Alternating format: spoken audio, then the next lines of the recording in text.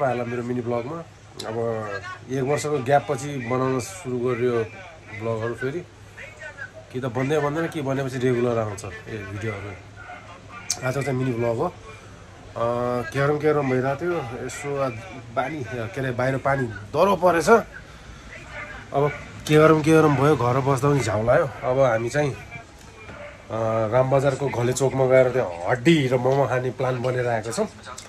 Let's see के हुन्छ। अब बाइकमा त गइदैन होला।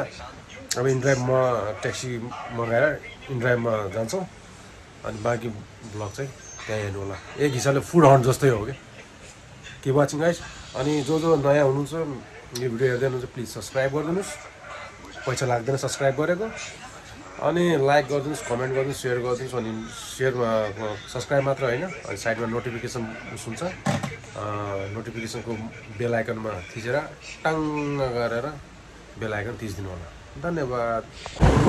प्लानमा थोरै चेन्ज भएको छ। हामी अब पानी थोरै बिदा भइसकेको छ। त्यसले अब बाइकमा जाने कुरा भयो। बाइकमा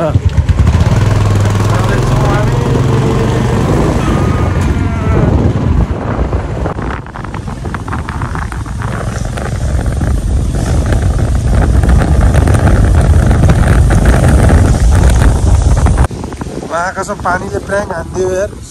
अघि घरबाट निस्किनुलाई पानी परेको थियो नि यहाँ आएर धन्क्यो। कुन लोकेसन हो?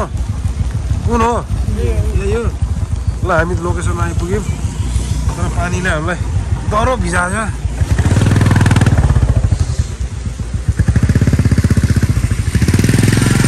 ल ए तनहुँ यसैमा है हामी आएको। हड्डी आउन टाइम लाग्छ आधा घन्टा भनेपछि अब हामी अरू मगाएर खाँदै गरौँ न त हैन। वेटिङ गर्दैछौँ। टाइम लाग्छ अरे हड्डी आउन। So guys keep watching.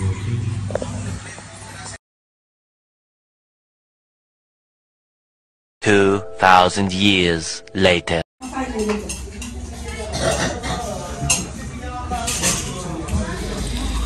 Finally हाम्रो आइटमहरू आएको छ। के चाहिँ के कस्तो छ टेस्ट? ठिक छ? तिमीलाई कस्तो लाग्यो टेस्ट? ठिकै छ? मलाई चाहिँ हल्का नुन कम छ जस्तो लाग्यो।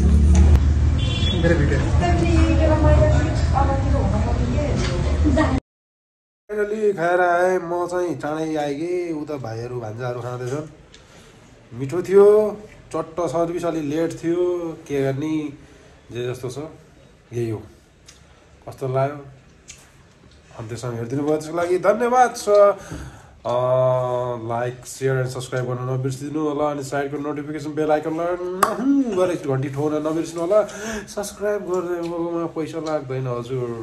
धन्यवाद। अर्को ब्लगमा फेरि भेटौँ। नमस्कार।